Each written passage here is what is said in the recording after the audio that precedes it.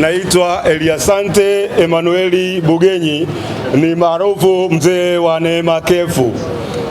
Nina hoteli pale jengo la abiria, ni mjasiriamali kwenye jengo la abiria, nauza chakula.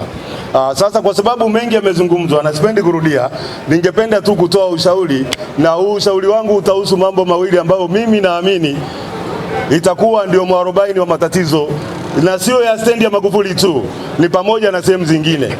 Moja, naamini kabla stendi haijajengwa lilikuja wazo, kulikuwa na vision, ikawekwa mipango, ikatengenezwa hii stendi. Sasa mimi nina wasiwasi, kwa nini tunapata changamoto nyingi? Mimi naona haya ni matokeo kwamba kulikuwa na mpango, huo mpango umeachwa, tunafanya kitu tofauti, matokeo yake tunazalisha matatizo. Mimi ningependa wahusika wenye dhamana warudi mezani, wachukue makaratasi, wasome ni nini tulilenga kutengeneza hii Magufuli. Ni 1, 2, 3, 4. Action plan yetu ni ipi? Wapi tumefaulu? Wapi tumeshindwa? Wapi tuko nyuma ya muda? Wapi tuko mbele ya muda? Mfanye kitu kilichokusudiwa. Kama kuna marekebisho sawa, yazungumzwe na wananchi wajue kwamba kuna marekebisho ya 1, 2, 3, ili tusishangae tulikuwa tunaenda Kigoma, leo tunajikuta tuko Lindi, tunaelekea Mtwara bila kujua. Hiyo moja. Swala la pili ni washauri watendaji wa serikali na wawakilishi wetu kwamba sisi ni wananchi. Sisi ni wananchi. Kuna gap kati ya wananchi na serikali na wawakilishi. Sio siri, wanajua. Kuna kitu tunasema kwamba the government is from the people, by the people, for the people. Lakini wanajisahau wengine, wanakuwa ni wazito sana, wanasahau majukumu yao ya msingi, wanasahau kwamba hiyo kazi wanaoifanya ni dhamana, matokeo yake hawawezi hata kutusikiliza. Nitoe mfano kwamba kuna changamoto Magufuli. Hizi changamoto mimi naamini wenye dhamana ya kwanza kuzijua na kuzisogeza mbele yupo meneja na watendaji wake. Lakini siku zote ukisema uzungumze labda na meneja ili kusudi ufafanue, muelewane, mtoke mwende kwa mkurugenzi, mkurugenzi aende kwa waziri TAMISEMI, meneja atakwambia bana, hii iko juu ya uwezo wangu. Mimi siamini. Mimi naamini kila mwenye nafasi ana job description, amepewa mamlaka na mipaka ya mamlaka yake. Kwa hiyo kama iko nje ya uwezo wake, aondoke, ashirikiane na sisi, tushauriane, aandike pepa, aende kwa mkurugenzi. Mkurugenzi kiwa nje ya uwezo wake, naye ataondoka, ataenda juu. Lakini ukikwepa majukumu, ndio matokeo yake wakati mwingine havina hata komeo. Asante sana. Asanteni. Tunashukuru. Basi tunashukuru. Biashara kwangu jengo la abiria hapafikiki. Kiwalisia tumekuwa tunalipwa tozo au kodi kubwa. Square mita moja ni 22,500. Square mita moja ni 22,500. Mwingine anamiliki square mita 40 kama alivyosema, zaidi ya 900,000. Lakini kule magari masaa 24, geti la kuingilia mmeliona. Mtu kakata magari online, anafika anapitiza moja kwa moja ndani ya basi, kiasi kwamba hana muda wa kwenda kufika jengo la abiria. Eneo langu alifikiki. Ikiwezekana 22,500. Kwa square mita 40 inakwenda kwenye 800,000 kama sio 900,000 huko kwa mwezi. Hii imepelekea kuwa na malimbikizo ya kodi ya muda mrefu, na tatizo la msingi ni mabasi hayaingii. Na shauri cha kwanza tuangalie ikiwezekana, kwa sababu mwenendo wa kuzalisha kodi ni kwa sababu mabasi yalikuwa afiki na kwangu niko mbali. Ikiwezekana serikali yangu ya Mama Samia ni sikivu, ituondolee deni hilo, kwa sababu limesababishwa na watu kutotimiza majukumu yao. Abiria kizimba kimoja siku ya mita 40 unalipa 900,000 kwa mwezi. Hiyo 900,000 unaitafuta mpaka 200,000 huipati. Lakini sasa tumeshindwa kulipa kodi kulingana, mabasi hayafiki kabisa stendi. Kwa sababu mabasi ile siku ya mita 40 ni 900,000. Kwa hiyo sasa tumeshindwa kulipa kodi kwa sababu hamna mzunguko wa abiria. Na vile sisi mamalisha yetu iko kule juu kabisa, mlikopanda kule juu stendi ya kukaa abiria wetu. Lakini abiria waliokuwa wanakaa zamani hawapo tena, kwa sababu wote wameondoka. Mabasi yanatoka masaa 24, na vile kama mabasi yanatoka masaa 24, matajiri wengi wamejenga stendi nje. Kwa hiyo tajiri anapakia eneo lake, abiria anaondokea kule, wengine hawafiki kabisa hapa. Selo hata veko wanakagulia wapi? Kwa sababu wanapita, hakuna veko kukanyaga hapa mabasi yawe salama. Kitu hicho cha kwanza. Halafu kama kweli tunataka hii jengo la Magufuli lifanye kazi, jengo la kimataifa ya kisasa, turudishiwe basi mabasi hapa stendi. Halafu sehemu ya chakula tunaomba ije hapa mbele, maana kuna eneo kubwa tu halina kazi hii eneo hapa. Kwa kweli kule juu hakuna naipanda. Yaani mimi namuuzia mpiga debe anakuja anataka ugali wa 1000. Na kweli mimi nauza ugali 1000. Watu wanajua. Nauza ugali 1000, ugali na maharage. Kwa hiyo naomba mheshimiwa, mabasi yarudi na watu watutetee. Kodi tumeshindwa kulipa kabisa. Hivi hapa tulikuwa naenda kwa Kairuki bungeni. Kwa hiyo tunaomba msaada wenu. Magari yaingie stendi kwa sababu mimi mteja wangu ni abiria. Bila abiria siwezi kuuza, na nisipouza nadaiwa kodi, nadaiwa umeme. Changamoto nyingine, maji kukatika stendi. Maji yakikatika stendi tunaweza tukashinda siku nzima. Maji hakuna, inatulazimu kuingia madukani kununua maji kwa ajili ya kwenda uani. Mimi naomba Rais atufanyie mpango, magari yarudi stendi jamani. Frame hizi tutashindwa kulipa kodi. Kodi ya hapa mimi namtegemea abiria ndio niuze, lakini abiria hakuna na mtu aweza akatoka Mbagala akaja kununua bidhaa stendi. Hicho ni kitu hakuna. Kwa naomba mheshimiwa atusaidie, magari yarudi stendi. Tuweze kulipa kodi jengo hili jamani, tunadaiwa kodi. Kodi zinakuwa kubwa. Mimi naweza ukweli wa Mwenyezi Mungu, mimi nakaa dukani muda wote. Kwa wiki nzima naweza nikafunga mauzo ya 100,000 ili duka unaloliona.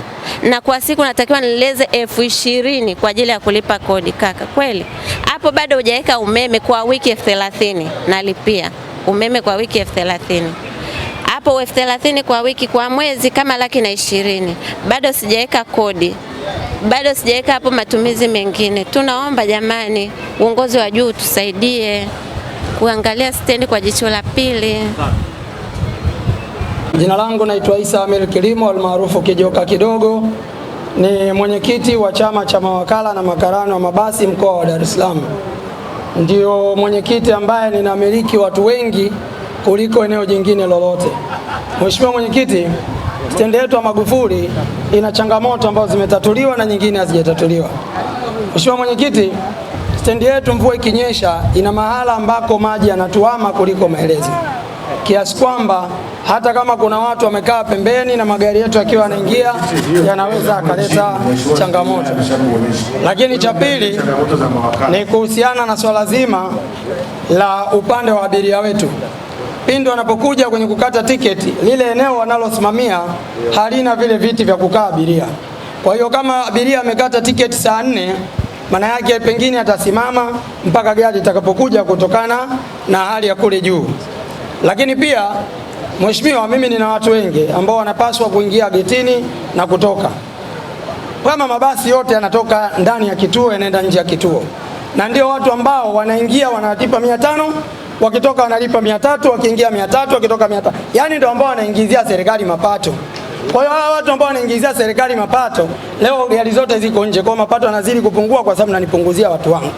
Lakini pili, watu wangu hawa kutokana na namna mabasi yalivyo machache, wao wanapoingia na kutoka posho ni shilingi 10,000 mheshimiwa. Inagawanyika kwenye kula, inagawanyika kwenye kuingia na kutoka. Hivyo nilikuwa naomba pia kama kuna uwezekano kupitia mawakala wetu hawa, basi at least wakiingia walipe walau 500 kwa siku nzima ya ukusanyaji wa mapato. Mheshimiwa mwenyekiti, hadi kufikia Aprili 30 mwaka 2026 kituo kimekusanya bilioni 3,106,300,22,459 sawa na 58% ya makisio kama inavyoonekana katika jedwali hapa chini. Mtasari wa mapato kuanzia toka kituo kianze mwaka wa fedha 2021-22 hadi Aprili 25-26. Mwaka wa fedha 21-22 makisio yalikuwa bilioni 3.8. Kiasi kilichokusanywa ni bilioni 4.04 sawa na 104%.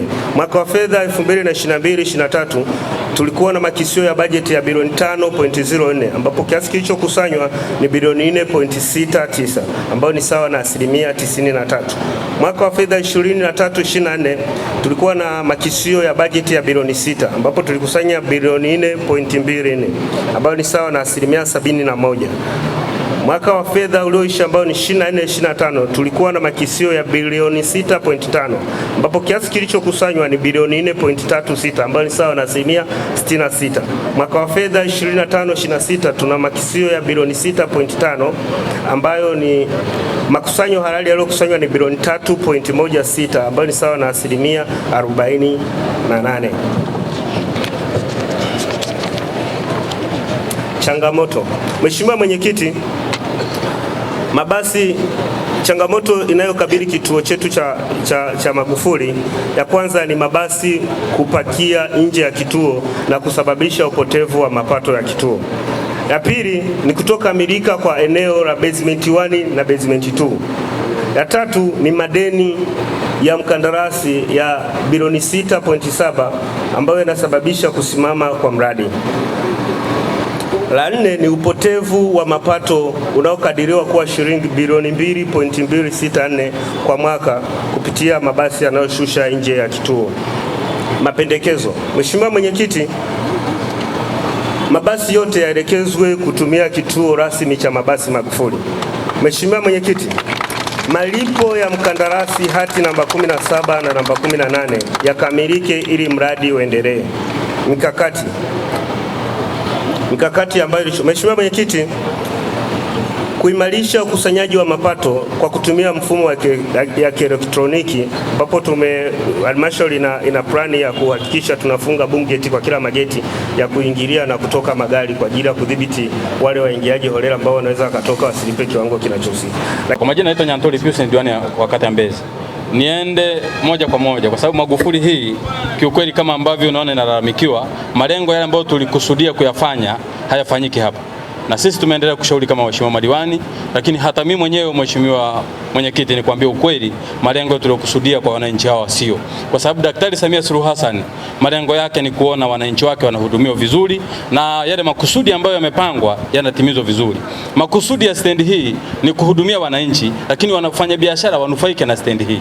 Lakini stendi hii baadaye kuwanufaisha wananchi, Mheshimiwa Mwenyekiti, imekuwa kero na kuondoa mitaji ya wananchi na kuua mitaji ya wananchi. Wananchi hao nao waona hapa wengi wamekuwa na pressure kwa sababu ya kuua mitaji yao. Kwa sababu gani? Stendi hii tulitarajia kwa siku zaidi ya abiria 18,000 wapite hapa, ambao mabasi zaidi ya mabasi 300 na kitu hayaingia hapa Magufuli. Lakini pia serikali tumeambiwa kwenye ripoti inapoteza zaidi ya bilioni 2.6, lakini ukiangalia kiuhalisia ni zaidi ya hiyo pesa.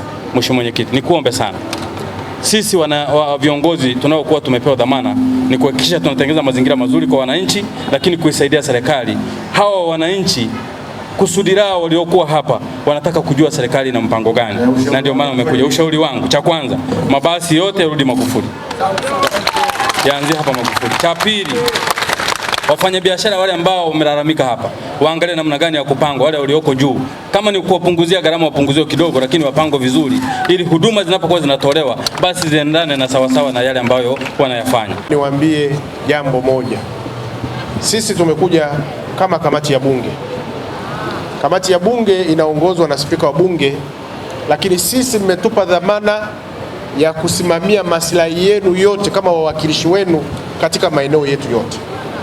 Mnapoona hii kamati ya TAMISEMI, kuna kamati nyingine imepewa mamlaka ya kusimamia upande wa nishati, kuna kamati nyingine imepewa mamlaka ya kusimamia upande wa kilimo na mifugo, kuna kamati nyingine imepewa mamlaka ya kusimamia upande wa madini. Tunagawana vipande, ila kila mwananchi katika kila sehemu apate uwakilishi wa Bunge. Kwa hiyo hapa tupo kwa mahususi kuwakilisha wananchi wote. Hivi vilio vyote, maombi yote ambayo yanaenda kwa Mheshimiwa Rais, yote tumeyapokea kwa sababu ndiyo kazi yetu ambayo tumetumwa kufanya. Lakini la pili, niwahakikishie mbunge namba 1 ndani ya Bunge la Jamhuri ya Muungano wa Tanzania ni Mheshimiwa Rais wa Jamhuri ya Muungano wa Tanzania. Kwa hiyo hapa tunapotoka sisi tunaenda kupeleka kilio ambacho mmeona hatukuchoka, tumetembea hatua kwa hatua sehemu zote, hata kule chini ambapo mikataba haijamalizika, lakini na sisi tunaona mpaka kule kwa mama zetu na kaka zetu ambao wanatuhudumia kwa huduma ya chakula, tumeona kwa uhalisia. Mimi ninachowaomba, hivi vilio vyote ambavyo mnaviona mmevitoa mbele yetu, niombe wananchi kwa muda huu mfupi tuendelee kuwa na subira muda mdogo, mtupe nafasi kama kamati kwa kushirikiana na serikali yetu ya mkoa na wilaya, maana yacho tunayafanya mchana kweupe wakiona, na sisi tupeleke taarifa kwa viongozi wetu. Mimi naamini na wahakikishia serikali sikivu ya Daktari Samia Suluhu Hassan inaenda kuleta jibu ambalo itakuwa ni faraja kwa wananchi wote ndani ya eneo hili la Magufuli. Lakini pia sio hapo tu, hii stendi ikifanya kazi kwa makusudio kama alivyosema mzee wetu, lengo lilikuwa ni nini? Mimi naamini hata huu foleni tunayoona inaenda Kariakoo, tunaona kule chini kuna maeneo maduka makubwa mno, ambapo tungeweza kupunguza foleni ya watu kwenda Kariakoo kufanya shopping za mbalimbali kwenda mikoani. Inawezekana ikafanyika hapa hapa, na haya yote yakiweza kufanyika hapa, naamini nyie wananchi wapendwa, ndugu zetu, baba zetu, mama zetu, kwa kweli itakuwa ni faraja kubwa, kwa sababu kila mmoja sasa, hata yule anayelalamika siku ya mita 22,500 anaweza akamwambia mkurugenzi, hebu ongeza kidogo, sasa hivi uwezo ninao. Lakini kwa sasa tunaona mazingira magumu mnayoyapitia na sisi tunayabeba, na mheshimiwa mkuu wa wilaya, mengine tutaongea ofisini. Kweli wananchi na sisi tumeenda pale kule juu, tumeona mtu siku ya mita 40,900, nafikiri na wewe unaona, na mkurugenzi yuko hapa, lakini twende tuichambue kiutaalamu, tuangalie na utaratibu mzuri, mwisho tutarudi kurudisha mrejesho kwa wananchi wetu hapa. Mimi niwaombe sana tubaki na matumaini, na sisi tumekuja mahususi, serikali imeingia gharama kutuleta hapa kuja kuhakikisha kwamba tunafanya kazi. Na hapa ningewapa waheshimiwa wabunge, wajumbe wa kamati, kila mmoja aongee. Tulivyoenda kule tulitawanyika, kila mmoja alikuwa anamshika mwananchi mmoja mmoja, anapokea pia maoni ya mtu mmoja mmoja. Kwa hiyo yote tumeyabeba. Niombe tu kwa subira yenu ambayo mko nayo, naamini serikali ya Daktari Samia inakuja kuhakikisha kwamba stendi hii inakuwa ya mfano ndani ya taifa letu na nchi zetu za jirani.